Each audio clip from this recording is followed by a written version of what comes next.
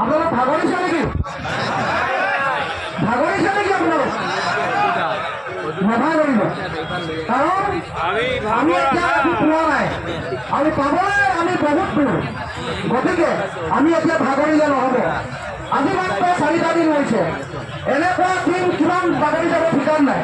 কাৰণ আমি আজি 17 বছৰে দিনে ৰাতিয়ে আমি অকল এটা ছাৰ্ভিচেই কৰি আহিছোঁ, আৰু আমাৰ দিনে ৰাতিয়ে কেনেকৈ কটাব লাগে তাৰ আমাৰ অভ্যাস আছে।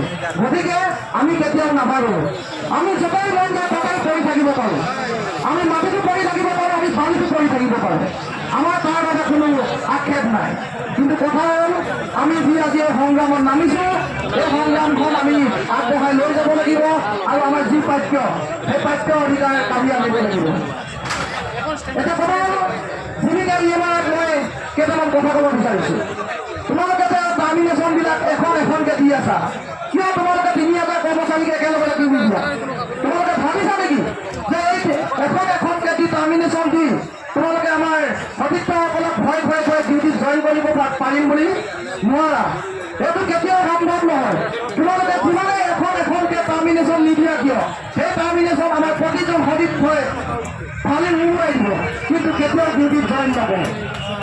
গতিকে আমাৰ সতীৰ্থসকলক মই কালিও এটা কথা কৈছিলোঁ, যিসকল সতীৰ্থ আমাৰ প্ৰতিখন ডিষ্ট্ৰিক্টতে ঘৰত আছে তেখেতলোকক আমাৰ ইয়াত মাতি দিয়ক, কাৰণ আমি যেতিয়ালৈকে একগোট হৈ থাকিম তেতিয়ালৈকে আমাৰ কোনো শংকা নাই। কিন্তু যদি কেনেবাকৈ আমি এটা গোটৰ পৰা এটা হৈ যাওঁ তেতিয়া কিন্তু আমাৰ শংকা আছে। গতিকে আমি সকলোৱে একেলগে মাওবাদী থিয় দি যাব লাগিব, আৰু আমি আমাৰ যি প্ৰাপ্য যি সংগ্ৰাম আগবঢ়াইছোঁ সেই সংগ্ৰামত ব্ৰতী থাকিব লাগিব, আৰু তেতিয়াহে আমি এই সংগ্ৰামখনত জড়িত হ'ম। মাননীয় মুখ্যমন্ত্ৰী মহোদয়লৈ আমাৰ বহুকেইটা প্ৰশ্ন আছে।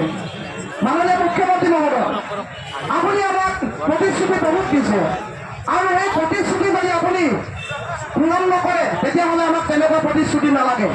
আজি এবছৰ ধৰি আমি আপোনাৰ মুখত প্ৰতিশ্ৰুতি শুনি আছোঁ, আৰু আপোনাৰ এই প্ৰতিশ্ৰুতিতে আমি এবছৰ দিন তেনেকৈ দিন ৰাতি আমি কাম কৰি আহিছিলোঁ, কিন্তু এই প্ৰতিশ্ৰুতি আমি কিমান দিম?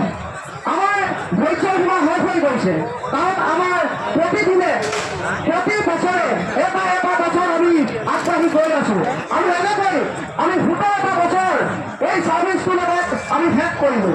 গতিকে মাননীয় মুখ্যমন্ত্ৰী মহোদয়, আপুনি যি কৰিবলৈ আছে, যি প্ৰতিশ্ৰুতি দিছে এই মুহূৰ্তৰ পৰা আৰু কম দিনৰ ভিতৰতে আমাক এই প্ৰতিশ্ৰুতিখিনি পূৰণ কৰক, কাৰণ আমি বেছি ডাঙৰ প্ৰতিশ্ৰুতি বিচৰা নাই।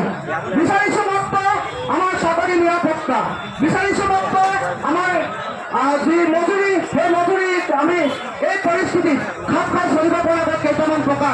গতিকে মাননীয় মুখ্যমন্ত্ৰী মহোদয়, আপোনাক আমি বহুবাৰ আপোনাক অনুৰোধ কৰিছোঁ, এতিয়াও আপোনাক আমি অনুৰোধ কৰিছোঁ, আপুনি আমাৰ যি প্ৰতিশ্ৰুতি দিছিলে সেই প্ৰতিশ্ৰুতি অনুসৰি আমাৰ প্ৰাপ্য যি অধিকাৰ আছে সেইখিনি আমাৰ পূৰণ কৰক। ধন্যবাদ।